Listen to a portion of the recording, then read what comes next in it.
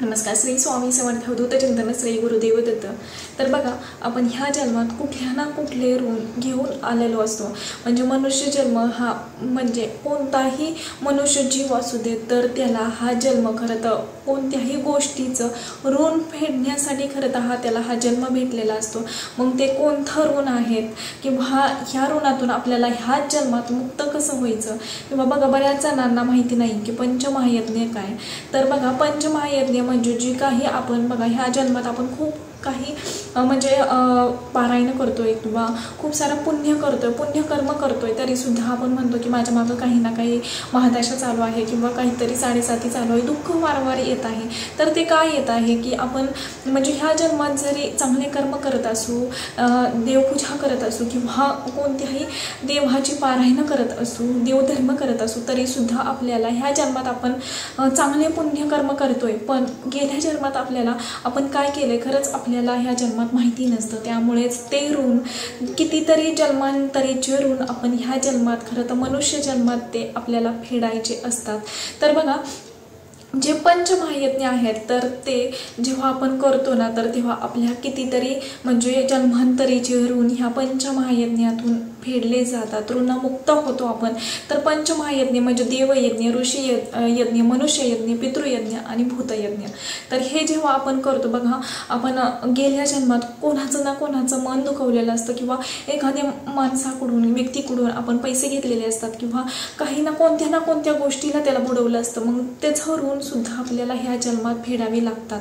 किंवा जे काही आपण गेल्या जन्मात बघा, आपण असं देखील म्हणतो देवाला की मी आयुष्यभर किंवा पुढचा जन्म मला जेवढा जो कुठला भेटतो आहे तर त्या जन्मात सुद्धा मी तुझं ऋण फेडू शकणार नाही, एवढं मला तुमची सेवा करायची आहे, मला तुमच्या सेवेत पुढल्या जन्मात सुद्धा हे करा, ठेवा, घ्या, असं आपण देवाला सुद्धा एक ऋणात हे करत असतो.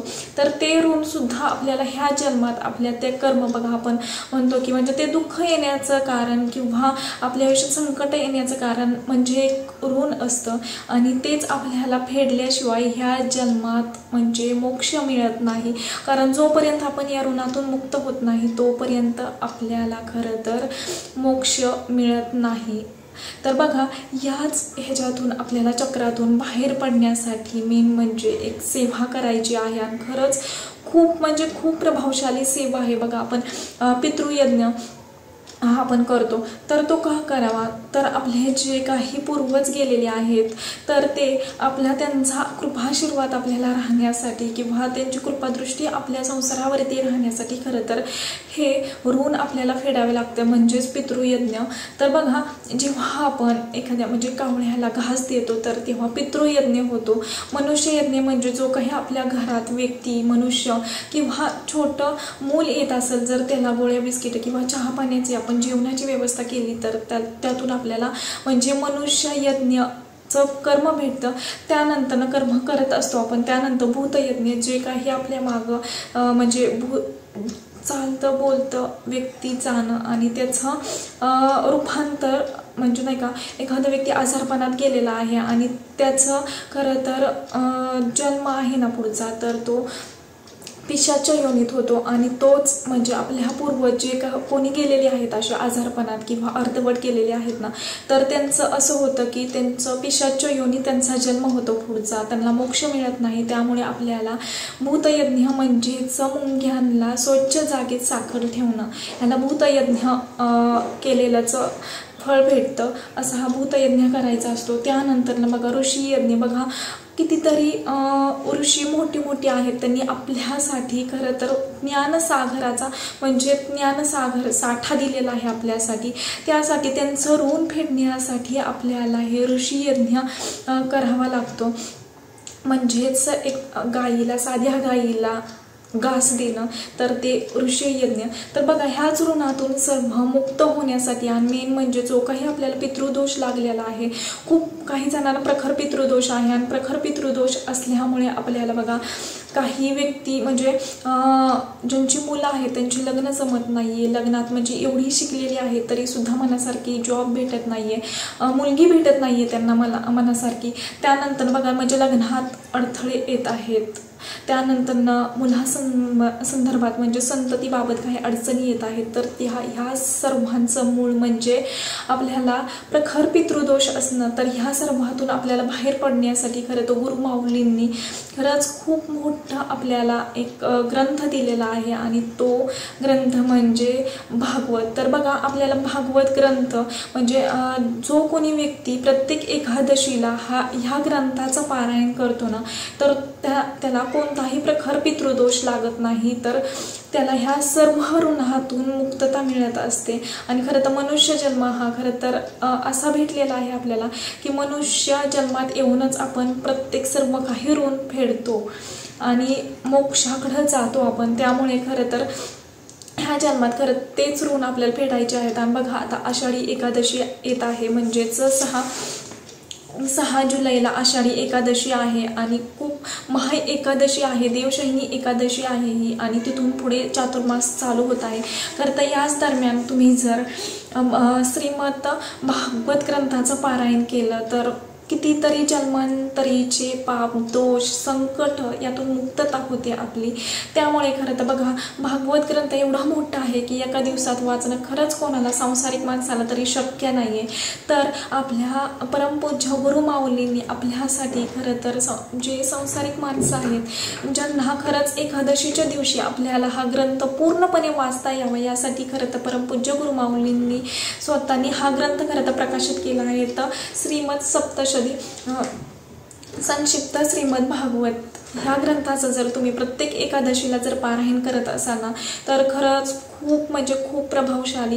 कारण ह्या ग्रंथाचं जेव्हा तुमच्या घरात पारायण होतं ना, तर कितीही प्रखर पितृदोष असू देत तरी सुद्धा तुम्हाला ह्याच्यातून म्हणजे तुम्ही बाहेर पडता. पितृदोषातून बाहेर पडून जो काही संततीबाबतचा प्रश्न आहे, लग्न जमत नाहीये किंवा खूप साऱ्या अडचणी येत आहे तुमच्या आयुष्यात, तर त्यातून तुम्ही बाहेर निघता आणि एक म्हणजे सुखकर प्रवास, सुखकर आयुष्य तुमचं होतं ह्या सेवेने. खरं तर बघा, जे कोणी व्यक्ती महिला केंद्रात जात असतील मेन म्हणजे तर एकादशीच्या दिवशी, त्यांना खरं तर माहीत असेल, कारण सामूहिक पारायण एकादशीच्या दिवशी प्रत्येक एकादशी जी येते त्या एकादशीला खरं तर केंद्रामध्ये ह्या ग्रंथाचं पारायण केलं जातं आणि खरंच खूप प्रभावशाली ग्रंथ आहे. म्हणजे ह्यामध्ये बघा, तुम्हाला सुरुवातीला काय पठण करायचं आहे, काही नियम आहेत, तर ते देखील मी तुम्हाला सांगणार आहे. व्हिडिओ थोडा लॉंग होतोय, तर नक्की म्हणजे ते माहिती तेवढीच प्रभावशाली आहे. आणि खरंच सांगते, ज्यांना नारायण नागबरी करायला लावलेले आहे आणि वारंवार अडचणी येत आहेत ना, त्यांनी नक्कीच ह्या ग्रंथाचं पारायण करा आणि आयुष्यात बघा तुमच्या किती बदल होतोय. तर बघा, ह्यामध्ये खरं तर स्कंद दिलेला आहे. जसं की आपल्या प्रत्येक ह्याच्यात एक अध्याय असतो, तसं ह्यामध्ये खरं तर स्कंद दिलेले आहेत आणि आपल्याला कुठून सुरुवात करायची आहे किंवा किती अध्याय पठण करायचे आहेत, तर ते सर्व काही माहिती यामध्ये दिलेली आहे. तर बघा, सुरुवातीला आपल्याला काय करायचं आहे, स्वामी स्तवन वाचायचं आहे. त्यानंतर ना आपल्याला काय करायचं आहे की स्वामी स्तवन झाल्यानंतर स्वामी महाराजा म्हणजे गणपती अथर्वशीर्षक एकदा हे करायचं आहे, त्यानंतर पठण करायचं आहे. त्यानंतर स्वामी महाराजांची षडाक्षरी मंत्र त्याचा एक जपमाळ करायचा आहे. त्यानंतर 24 वेळा तुम्हाला गायत्री मंत्र म्हणायचा आहे. त्यानंतर विष्णू गायत्री मंत्र हा देखील तुम्हाला 24 वेळा म्हणायचा आहे. त्यानंतर पुरुष सूक्त, स्त्री सूक्त हे देखील तुम्हाला नित्यसेवा पुस्तकात खरं तर भेटून जाईल, ते तुम्हाला पठण करायचं आहे. नंतर बघा, गणपती अथर्वशीर्षक इथं खरं तर दिलेलं आहे आणि त्यानंतर खरं तर आपल्या ह्या अध्यायाला खरं तर सुरुवात होते.